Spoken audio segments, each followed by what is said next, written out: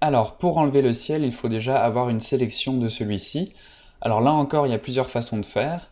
Donc on va commencer par évaluer quelle est la meilleure façon d'enlever le ciel ici, donc de faire une sélection des montagnes. Alors la première façon, ça peut être tout simplement d'y aller avec l'outil lasso, donc de commencer à faire ma sélection ici et d'y aller à la main et de détourer entièrement mes montagnes. Donc ça, c'est une façon qui est assez longue et fastidieuse et qui ne va pas forcément donner le meilleur résultat puisque ça va avoir tendance souvent à avoir un côté assez lisse comme vous voyez ici et pas très naturel. La deuxième option, ça peut être d'y aller avec l'outil tracé. Donc là, c'est à peu près la même chose. On va y aller avec un tracé, avec les mêmes inconvénients que l'outil de sélection ici. Donc c'est-à-dire d'avoir quelque chose de pas très naturel et d'assez long et fastidieux. Une troisième option disponible, c'est ici d'y aller avec l'outil baguette magique pour essayer de sélectionner les pixels bleus ici. Le problème avec cet outil, je trouve, c'est que vous voyez que c'est pas forcément toujours très visible quels pixels sont sélectionnés ou pas. Vous voyez que si on zoome ici, on a des toutes petites parties de 1 ou 2 pixels qui sont sélectionnés et il faut vraiment zoomer assez proche pour s'en rendre compte. Donc c'est pas forcément un outil que j'aime beaucoup pour faire des sélections. Je préfère avoir quelque chose de plus visuel. Et donc nous, ce qu'on va faire, c'est qu'on va créer un masque en noir et blanc.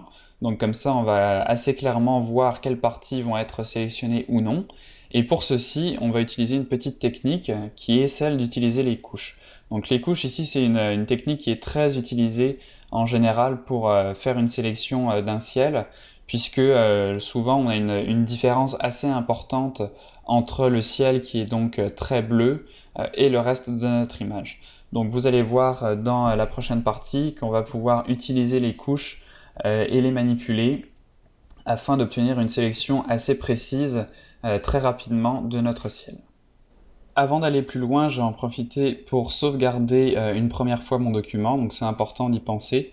Donc je vais l'appeler TP retouche tout simplement. J'enregistre donc mon document en format Photoshop PSD. Je m'assure que ici j'ai bien calque qui est coché pour pouvoir conserver tous mes calques. Maximiser la compatibilité, c'est bon, donc je clique sur OK et voilà mon fichier qui est enregistré sous le nom TP retouche. Donc maintenant, si je veux l'enregistrer, j'ai juste à faire CTRL S. Alors de retour sur les couches, donc on va regarder successivement les couches rouges, vertes et bleues pour essayer de trouver celle qui a le plus de contraste. Donc là manifestement c'est la couche rouge, alors ce que je vais faire c'est que je vais la dupliquer. Donc pour ceci je vais cliquer sur la couche et la glisser sur l'icône en bas pour créer un nouveau calque et ça va avoir comme effet de dupliquer ma couche rouge ici. Donc je vais pouvoir la renommer et l'appeler par exemple sélection ciel. Et on va commencer à la modifier pour la contraster. Vous voyez que déjà par défaut on a quasiment une sélection de fait, mais je vais m'aider en ajoutant du contraste. Donc pour ceci je vais utiliser l'outil courbe. Vous voyez qu'ici on n'a pas accès aux outils de calque de réglage, donc je vais devoir travailler de façon destructive. Donc je vais appuyer sur CTRL M pour afficher mes courbes. Et on va commencer donc à jouer avec les curseurs ici en bas pour affecter le contraste de notre image. Donc je vais réduire les noirs ici et augmenter les blancs. Et vous voyez qu'on va venir écrêter donc notre image. Donc on va avoir vraiment un clipping qui va se faire dans les tons blancs. Donc c'est ça qu'on veut, puisque toute cette partie ici, on veut qu'elle soit entièrement blanche pour pouvoir la sélectionner. Donc là, je vais pousser mes curseurs comme ça le plus proche les uns des autres pour avoir des zones qui sont vraiment contrastées. Je vais zoomer ici pour voir ce que ça donne au niveau de mon contour. Donc puisque c'est ça qui nous intéresse ultimement, c'est le contour de la montagne. Et donc on va pouvoir ajuster un peu notre courbe pour avoir quelque chose de plus ou moins doux. Donc là c'est à vous de voir les meilleurs réglages. Ça change pas grand chose dans ce cas-ci, donc je vais juste laisser ma courbe droite ici et je vais augmenter encore un petit peu mon curseur ici. Et donc vous voyez que déjà on a une grande partie de notre image ici qui est automatiquement sélectionnée. Donc là je vais appuyer sur OK pour valider. Et on va terminer avec notre pinceau. Donc je vais prendre l'outil pinceau, je vais désactiver ici l'opacité. Et je vais ouvrir mes outils de pinceau. Donc je vais aller ici dans les fenêtres afficher les formes pour m'assurer que je n'ai pas d'option. Donc là je vais désactiver l'option de transfert et je vais faire un clic droit pour mettre la dureté de ma brosse à 100%. Donc là, comme ça, je m'assure que quand je vais peindre avec 100% d'opacité et sans diffusion sur mon contour.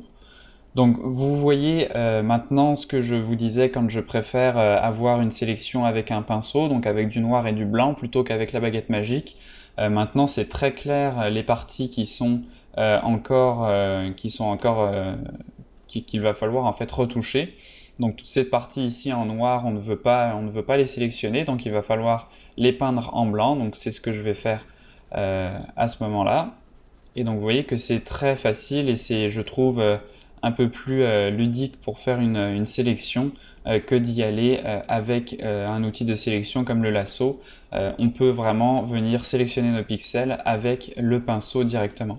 Donc là pour l'instant on fait pas de sélection à proprement parler, on fait juste peindre, mais on va pouvoir ultimement transformer cette couleur blanche ici en sélection. Donc Photoshop va être capable de sélectionner uniquement les pixels qui sont blancs.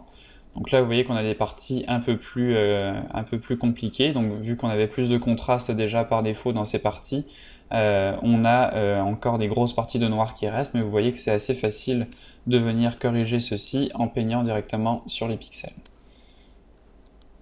On pourra de toute façon venir ajuster par la suite notre sélection. Là je veux juste me simplifier la vie et faire une première sélection assez proche de ce qu'on veut avoir au final, mais on sera toujours en mesure de l'ajuster par la suite.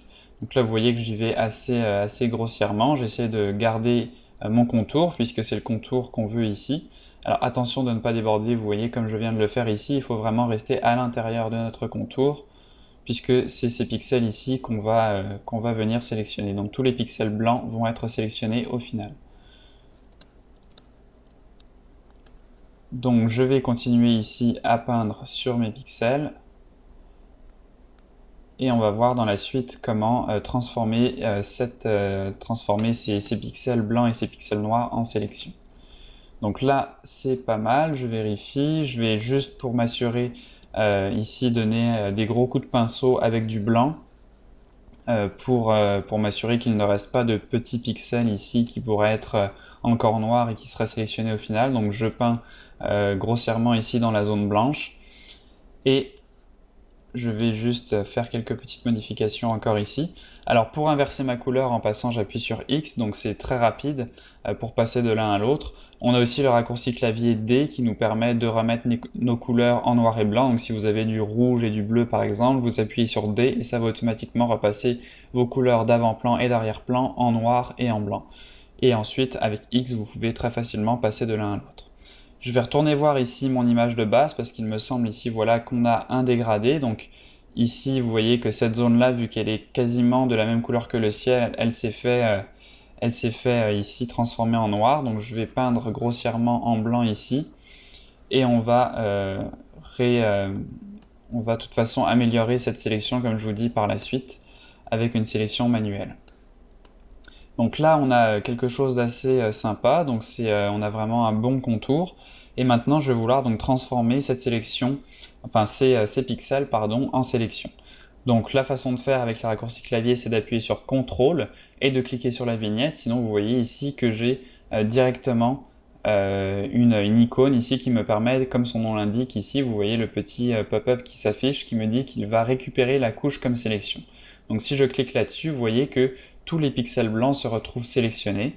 Et donc je peux recliquer ici sur RVB pour revenir à mon image de base.